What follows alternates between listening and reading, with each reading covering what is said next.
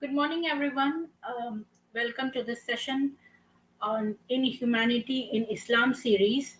The first video we did was on inhumanity, cruelty towards babies. Second one, cruelty towards children. Third one, cruelty towards women. Fourth one, cruelty towards the old. Fifth one, cruelty towards animals. Sixth one, cruelty towards the nature, the environment. And seventh one is torture. So we will follow the same ritual. First, we will see what Quran and Hadith have to say on torture, and then we will see if actually Muhammad and his gang men uh, committed torture on people. So, without delay, let's move on.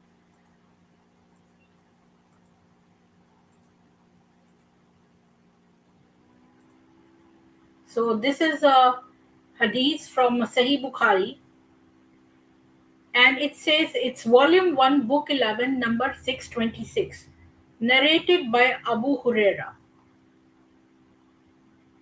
We all know that these hadiths are actually a chain of narrations, and they are passed on from one person to the other. And the Sahih Bukhari and the Sahih Muslim are the authentic books. There are seven authentic hadith books, and this is one of them. So, narrated by Abu Huraira, the Prophet said, "No prayer is harder for the hypocrites than the Fajr and the Isha prayers. And if they knew the reward for these prayers at their respective times, they would certainly present themselves in the mosques, even if they had to crawl." The Prophet added, "Certainly I decided to order the muaddin, who is a call maker, to pronounce ikama and order a man to lead the prayer, and then take a fire flame to burn all those who had not left their houses so far for the prayer along with their houses." So here in this, Muhammad is saying that the greatest test for the hypocrite is for the Fajr prayer and the Isha prayers, because their timings are quite odd. The Fajr prayer is held very early in the morning, and the Prophet is trying to threaten that those believers or hypocrites who, even after the announcement, that on in the mosque they have an announcement on the loudspeaker, and then all the Muslims go to the mosque and pray. So the Prophet is threatening over here that those who do not leave their houses will be burnt by a fire flame. So this is a threat that you have to appear in the mosque or else you will be burnt. Now let's see uh, something about casting horror. This is a Quranic verse, chapter 8 and verse number 12. "Remember, O Prophet, when your Lord revealed to the angels, 'I am with you, so make the believers stand firm. I will cast horror into the hearts of the disbelievers, so strike their necks and strike their fingertips.'" So here again, he's trying to frighten or, you know, cast horror. He says, "I will cast horror into the hearts of the disbelievers." And he's asking that the believers should strike off the necks and the fingertips of the non-believers. So this is something to create terror for non-believers, and asking the Muslims to strike off the neck of the non-believers and strike off their fingertips. Now, the Quranic verse, whenever you talk to any Muslim about all this violence or anything, if you ask them what is good in the Islam, then the first verse they quote is 532, Quran 532, chapter 32 verse, saying that one innocent, if you kill one innocent, that is like killing a whole humanity. But they don't read the whole verse, they just read it partially. And what about the 533, which is immediately following 532? Let's read that verse.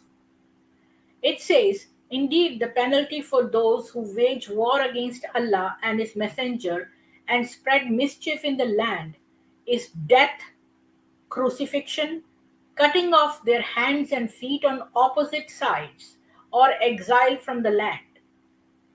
This penalty is a disgrace for them in this world, and they will suffer a tremendous punishment in the hereafter." So, here Muhammad is trying to say that there is always a penalty for those who do not believe in Allah and Muhammad, and they spread mischief. It is mischief in the eyes of Muhammad that if you do not believe in Islam, it is a mischief. Then you will be punished by either death or by crucifixion, and your hands and feet will be cut on the opposite side, which means that left arm, right foot, and right arm, left foot, or you'll be exiled from the land. And this penalty is just a disgrace on this earth, but when you die, there will be even more punishment will follow you. So, here again, there is a threat of torture, amputation, crucifixion, and telling them that there will be more punishment once they die. Now, let's see our next one.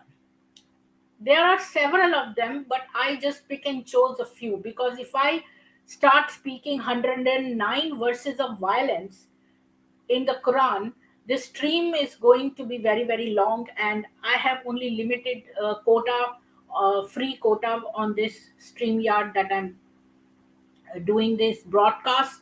And so I've just picked very few, but which are sufficient enough to make you believe what is written in the Quran.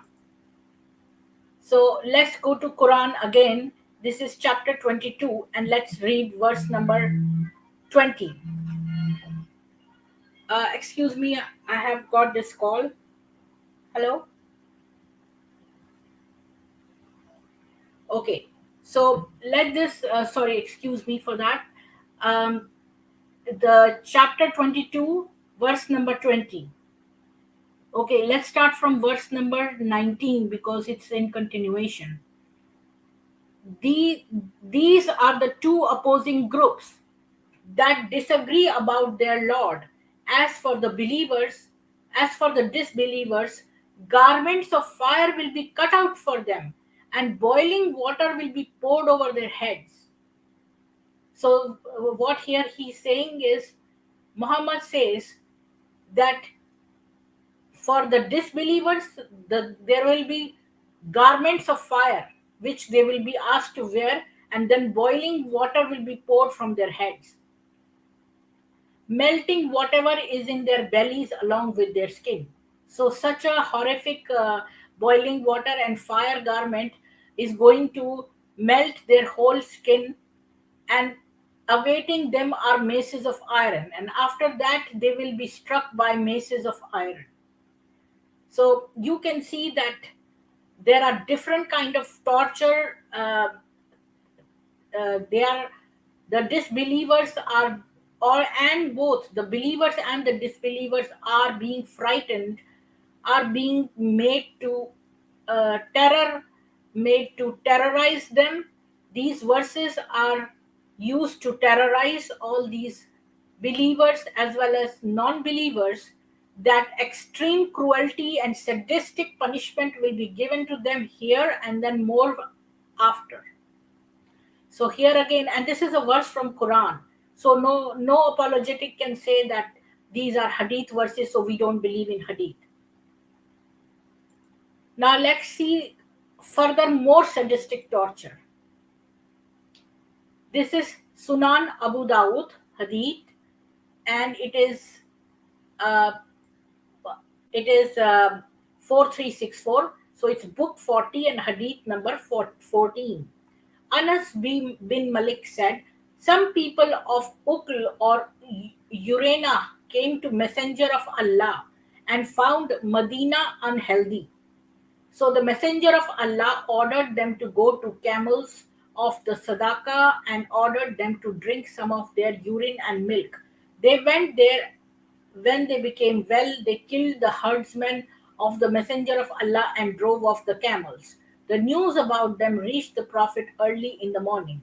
So he sent people in pursuit of them, and they were brought when they had risen high. He ordered, and their hands and feet were cut off, and nails were drawn into their eyes, and they were thrown out of Harra. They begged for water but were not supplied water. Abu Kilabah said they were people who had stolen, killed, apostatized after their faith, and fought against Allah and His apostle. So you see that there are some people over here.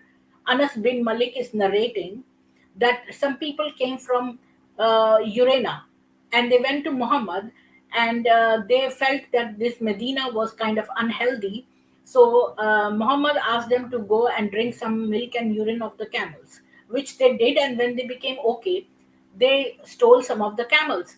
Now you see over here, Muhammad and his gang used to raid people at night. When you read Sira, the biography of Muhammad ibn Ishaq, you will know that Muhammad committed like 27 raids, and usually he raided people at night when they were sleeping, and he would catch them off guard, and they would kill them mercilessly, capture all their women and the little children who did not have pubic hair, and those who had pubic hair were killed along with the men. And then they would rape all the wives and make them sex slaves, and children their sex slaves as well. So you see over here, also in several places it is mentioned that the Islamists follow an eye for eye doctrine, like an eye, a tooth for a tooth. But Muhammad, when he stole other people's stuff, he never punished himself, nor did other people punish him in the way that Muhammad over here is punishing. It is not a tooth for a tooth, a whole body for a tooth is what we see here. That they also committed theft, but how were they punished? Their hands and feet were cut off in opposite directions, obviously, and nails were drawn into their eyes. Who would go to that extreme brutality, extreme torture by putting nails in somebody's eyes, and they were thrown out of Hara, and then they were not given any water in desert.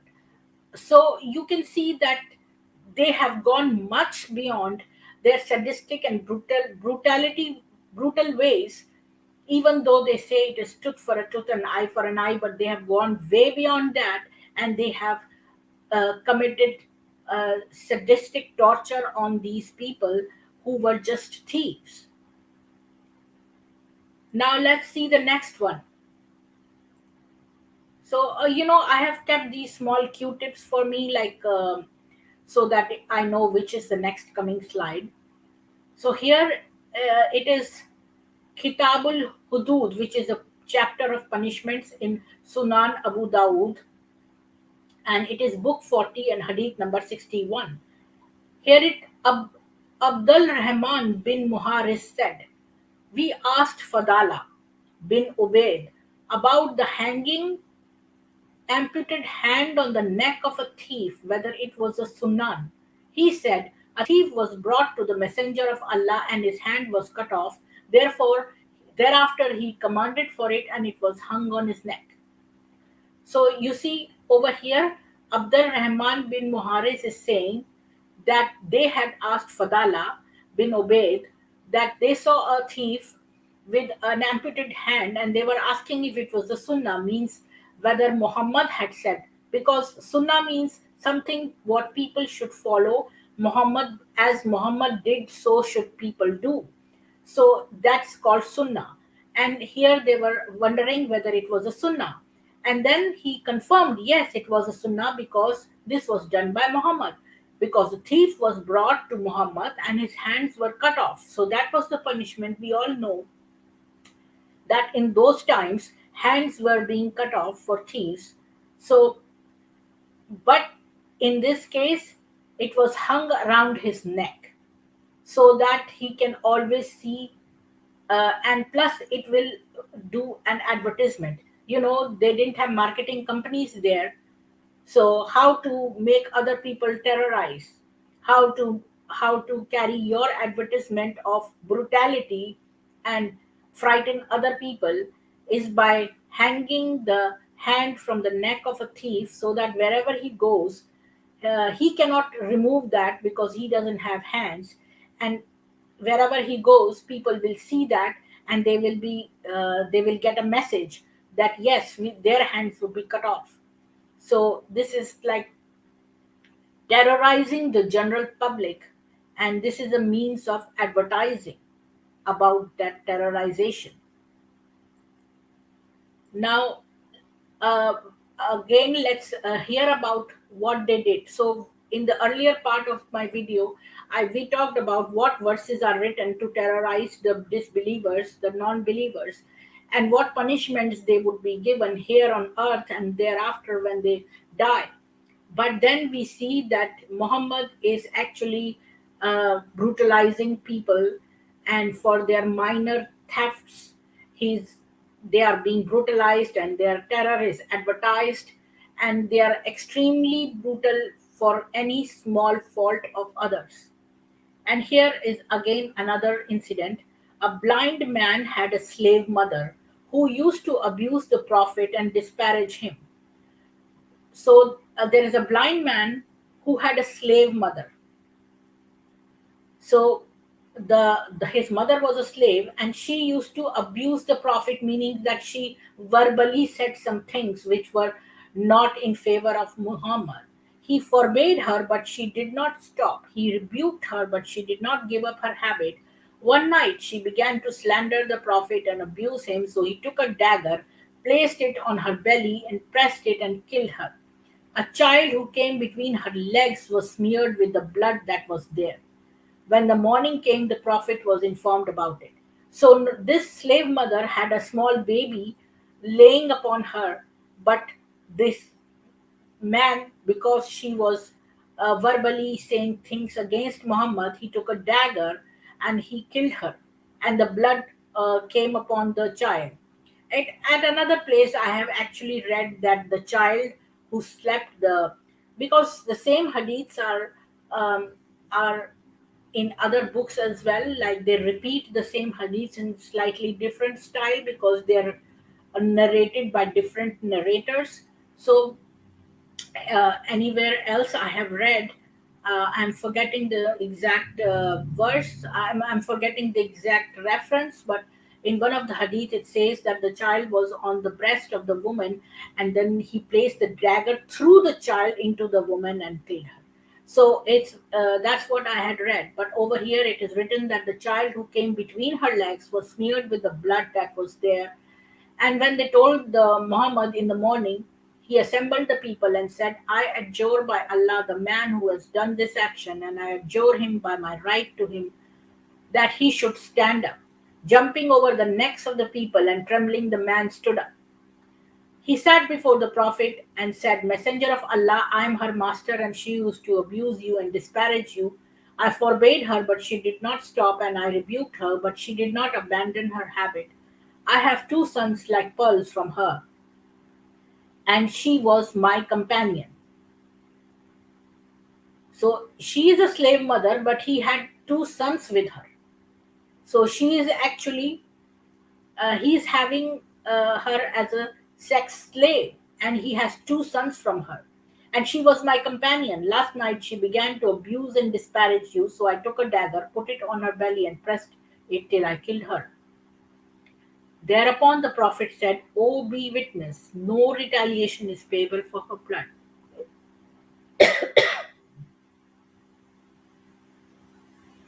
So you see that the Prophet Muhammad, he asked the people, who is this person who has killed this woman so brutally along with her child?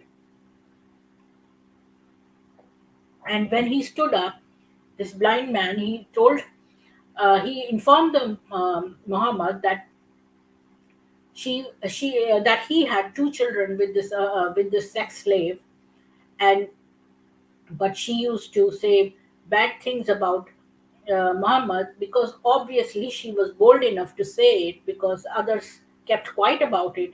They all felt it, but they kept quiet about it. But she was verbal. So when she was sleeping, see, again you see a strategy here, that when they are sleeping, they are being attacked. If they had, like, if they were true gentle, if they were true righteous people, and if they felt that it was fair to kill somebody, first of all, a verbal thing should be dealt with only verbally. She just said something verbal, but you are taking her whole life for that small thing. Secondly, not even you are killing her in daylight like a man, but you are going sneaking in the night when she's sleeping, and you are killing her by foul play, killing her in a very treacherous way. And but look at Muhammad. After hearing this, he did not scold him, but he said, "No retaliation is payable for her blood, because first of all, she used foul, she foul mouthed him, and second thing is that she was a sex slave, and slaves were not human beings." So here again. And now see, the Muhammad was extremely greedy man. He was so greedy, he robbed innocent travelers who were traveling from Mecca and to Medina, and vice versa. So he used to attack them while they were sleeping in a most treacherous way. And now let us hear about this Kinana. So in this is in Sirat Rasulullah. This is a biography of Muhammad, and on page 515 it says, Kinana al Rabi, who had the custody of the treasure of Banu Nadir. So there is a guy called Kinana, and he had the treasure of Banu Nadir. So he was the holder of the treasure of Banu Nadir, but he was brought to the apostle who asked him about it. So he was brought to Muhammad, who asked to tell him about where the treasure was. He denied that he knew where it was. A Jew came, Tabari says, was brought. So a Jew came to the apostle and said that he had seen Kinana going to a certain ruin every morning early. So they brought a Jew, and that Jew was like a witness, and he said that he had seen Kinana go to some ruin early morning. So Muhammad said to Kanana, "Do you know that if we find you have the treasure, I shall kill you?" He said, "Yes." The apostle gave orders that the ruin was to be excavated, and some of the treasure was found. When he asked him about the rest of the treasure, he refused to produce it. So the apostle gave orders to Al Zubair al Awam, torture him until you extract what he has. So he kindled a fire with flint and steel on his chest until he was nearly dead. Then the apostle delivered him to Muhammad bin Maslama, and he struck off his head in revenge for his brother Mahmud. So we see here that Muhammad was so uh, greedy that he wanted somebody else's treasure so bad that when they brought Kinana, and when he refused to tell about where the treasure was, and from that Jew they got some hint that the treasure could be laying buried under the ruin. They went and extracted that treasure, and he Muhammad felt this was not the complete treasure, and that he has somewhere else also. And when he refused, so they gave orders to torture him until you extract what he has. So you can imagine the limit of greediness, that you're torturing a person for just some treasure. Even after you have obtained the treasure already, you want more, and you doubt that he's not giving you the full information about the entire treasure. Then you kindle a fire with flint and put it on his chest until he was nearly dead. And when he's nearly dead, they went and struck off his head. So you can see the extreme Muhammad was. So from all these verses, what I gather is Muhammad wanted to terrorize people to, to come under the fold of Islam. And that's what Zakir Naik, the fraud, also says. Can you come under the fold of Islam? They do not tell you that you cannot leave it. Well, we'll touch the topic of apostasy later. But they try and lure people to Islam, and they work two ways. They lure people on one hand, and on the second hand, they are more bent towards the second, which is the punishment, that if they do not come under become a Muslim and a believer, and even after you become a believer, that you have to come to the mosque at all those timings, and if you don't come, then you will be burnt. So all those new Muslim convertees cannot just think that they can just have a share of the treasure and not do anything, because Muhammad never fought a war himself. He used to go ask his gang to fight a war on his behalf, and he used to hide under the cot.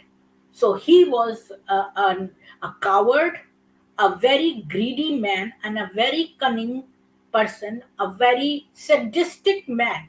So he was actually a psychopath, and he had arranged this gang to rob people while they were sleeping, to kill them, and anyone who said anything against Muhammad had to be killed in the most brutal manner, and while they were sleeping in a most treacherous way. So here I conclude this streaming um, about the torture, and you have got a glimpse into Muhammad's lifestyle and his sadistic nature.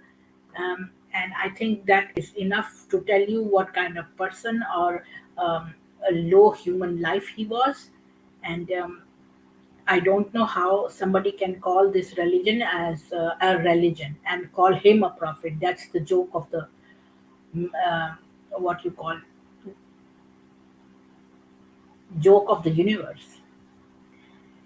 Anyways, I hope you will support me by sharing this information with at least two more people, and please like, share, and subscribe to my videos. You have a good day, and I look forward to seeing you in my next broadcast on apostasy, which is just after this. Thank you.